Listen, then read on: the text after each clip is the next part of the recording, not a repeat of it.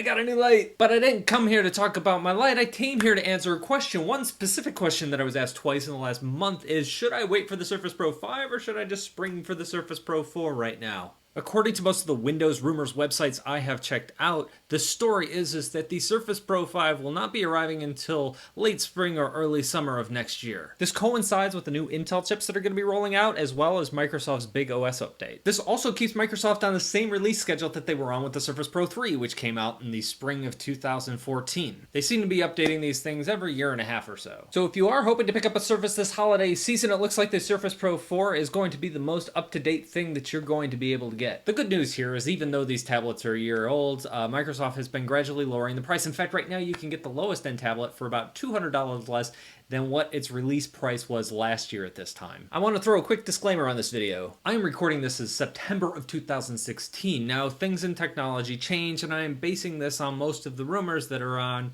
tech sites around the internet. It's entirely possible that this year, in October or November, Microsoft might release the Surface Pro 5.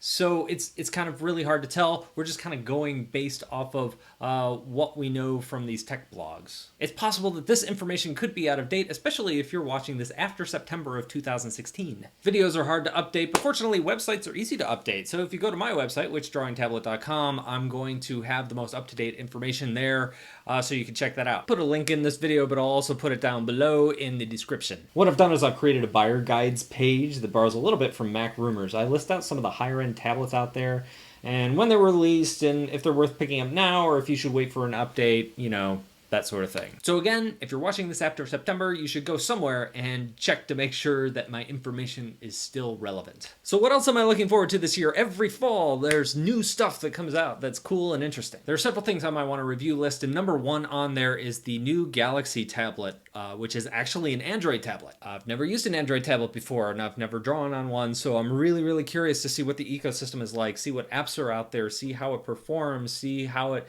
compares to the Apple Pencil. I have a feeling it's going to be pretty decent, judging by some of the reviews I've read about older versions of that. And that should be coming out like pretty much any day now, so that should be pretty cool. Wacom also announced a whole bunch of stuff last week. Okay, only like 3 things, but you know, that's a lot of stuff for me. The first one is that they partnered with Lenovo to make this laptop hybrid thingy. I really don't plan on reviewing one of these things because it's just not my style. I don't think it's really meant for drawing. It's meant more for like handwriting and that sort of thing. The keyboard is this flat backlit panel that can change into a writing surface that you can use with a stylus. That's kind of backwards from what I want. I want to be able to draw on the screen. I think it's easier to draw on the thing that you're actually looking at instead of drawing down here and looking at the screen up there. And like I've said before, I'm a fan of physical buttons. I like keyboards that I can touch, that have tactile feedback, that I can actually like look at my screen and look away from the keyboard while I'm typing. And having a physical keyboard lets me do this. So this, to me personally, looking at this laptop, it's kind of like the worst of both worlds. There's another thing that Wacom released last week called the Slate and Folio, and it looks really kind of interesting. So what's kind of crazy is I just picked this thing up. This is an eye skin, and I don't know who makes it. I think it was a Kickstarter project,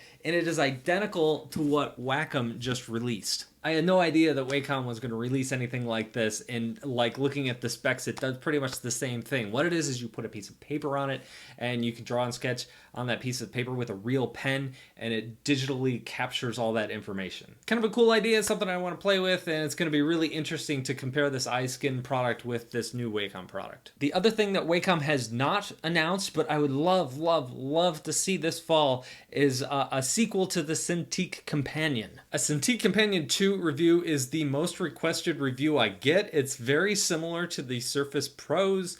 It runs full-blown Windows. It is a full-blown computer, but at this point in time, it's almost 2 years old. In fact, I was going to pick one up in the winter, but I thought, no, they're going to update it like any day now, so I'm just going to wait for the new version to come out, but they haven't updated it yet. What's really crazy to me about these tablets is even though they look really good and they've gotten good reviews, if you look at it compared to a Surface Pro, like the lowest end Surface Pro costs almost half as much and yet it's using newer components. For example, you're getting twice as much storage space in the lowest end version. You're using a Core M processor instead of the M3 processor or the i3 processor, whatever it is.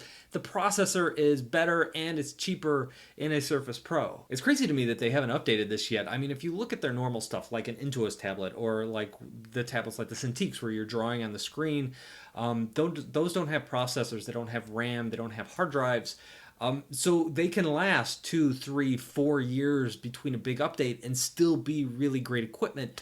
But a laptop slows down over time. So I think that Wacom, however you pronounce it, really needs to get in the cycle of at least updating the processors on an annual basis, or at least every year and a half, like Microsoft seems to be doing, to kind of keep up with these guys. And if you're not going to be able to do that, man, drop the price. Take a couple $100 off that thing. In other news, Apple had a press event just this week talking about the iPhone 7. I really wasn't sure if they were going to mention any iPads. They didn't. I'm not really surprised about that. Usually they have like an October event as well to kind of go over that kind of stuff. They're probably going to do that again this year.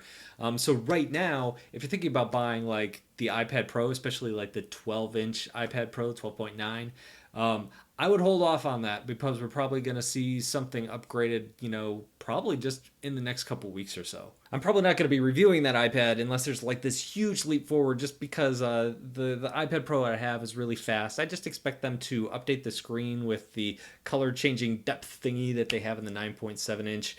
And other things. What I'm really curious about is if the iPad Airs are going to get Apple Pencil support and that sort of thing. That'll be curious to see if they kind of spread that across the line. I wouldn't be surprised if they do. There were other rumors out there that I saw that I thought were really interesting. This idea that you could use an Apple trackpad with the Apple Pencil, that they might add that support and release new trackpads in order to do that. I think that would be kind of a cool little update to use the Apple Pencil on your Mac too. But we'll see. That's just a rumor. Probably won't come true. But I'd love to see something like that in October. So yeah, that is my fall. I'm really kind of getting pumped about some of the stuff, especially kind of jumping into the Android world, which I've never been in before. If there's anything else that's coming out that you'd really like to see, let me know down in the comments. And I think that's it. I got a lot of reviews coming up, and I'll see you in a week or two.